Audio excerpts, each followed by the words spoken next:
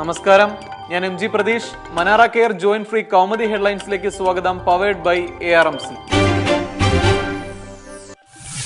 സഭയിൽ ഗണേശിന്റെ ബോംബ്.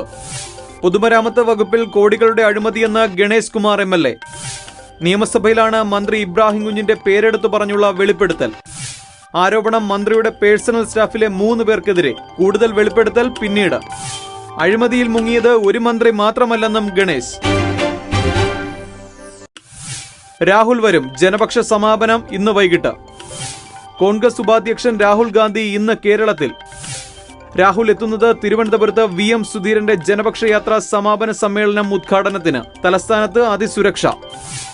ഒരുക്കങ്ങളുടെ ഭാഗമായി പോലീസ് ആസ്ഥാനത്ത് ഇന്നലെ മോക്ക് ഡ്രിൽ സംഘടിപ്പിച്ചിരുന്നു. പുതിയ ഉയരങ്ങളിൽ കൗമാര കുതിപ്പ്. തിരുവനന്തപുരത്ത് സംസ്ഥാന സ്കൂൾ അത്ലറ്റിക് മീറ്റിൽ 2ാം ദിനം